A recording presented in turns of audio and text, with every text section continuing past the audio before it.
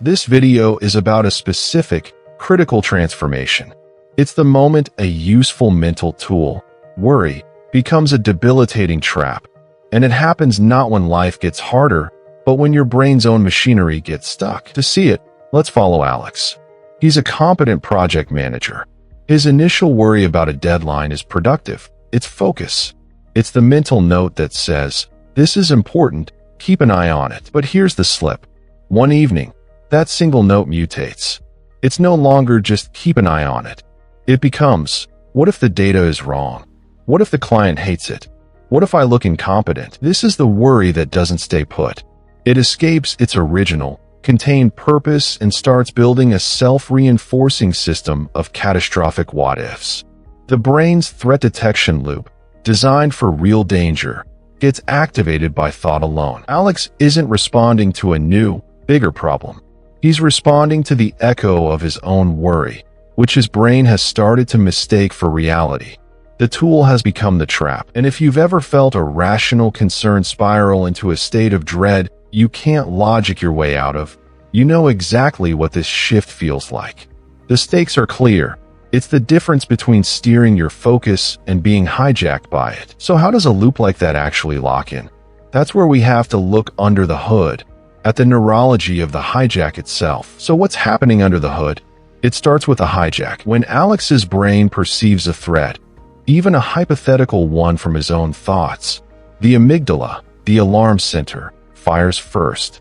It floods the system with stress hormones and, critically, dampens activity in the prefrontal cortex. That's the part of the brain responsible for logic, planning, and perspective.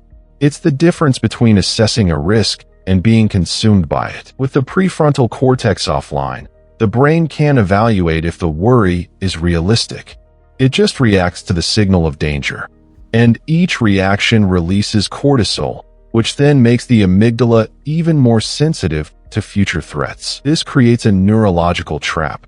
The brain learns that uncertainty itself is dangerous, so it starts scanning for it constantly, locking worry into a self-sustaining circuit. Psychologists call this pattern anxiety sensitivity, the fear of the physical sensations of anxiety, which only fuels more anxiety.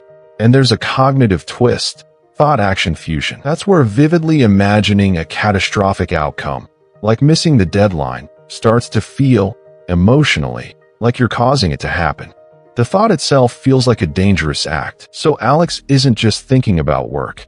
His brain has been rewired to treat his own planning as a minefield. The loop is closed.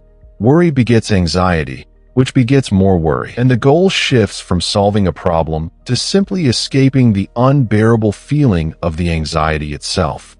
That's the locked-in state. But a locked circuit can be rewired. The key isn't to stop the thoughts, but to change what the brain does when they arrive. So the goal isn't to stop the thoughts, but to change what the brain does when they arrive. This is the core of acceptance and commitment therapy, or ACT, developed by Dr. Stephen Hayes. Instead of fighting the worry, Alex learned to first notice it in his body, the tight chest, the shallow breath. He'd pause for a 90-second scan, just naming the sensations. This simple act interrupts the cortisol feedback loop, creating a tiny gap between the alarm and the reaction. Next, he contained the mental chatter. If a worry about the project timeline surfaced at 3 p.m., he'd literally tell himself, "I'll think about this at my scheduled worry time at 5. This practice, called worry postponement, trains the brain that these thoughts are not emergencies demanding immediate attention. But the real rewiring happened with action. The key move wasn't to feel confident, but to act on his values despite the discomfort. His value was reliability. So even while feeling anxious, he'd open the project document and work for just 5 minutes. He wasn't trying to control the internal static. He was learning to move his focus forward, letting the worry be background noise. The payoff isn't a blank, calm mind. It's the disciplined skill of choosing where your attention goes. For Alex, the circuit was rewired. Worry became a signal he could notice and set aside, not a command he had to obey. The anxiety didn't vanish, but it lost its power to paralyze. The transformation was complete. from being driven by worry to moving forward with it.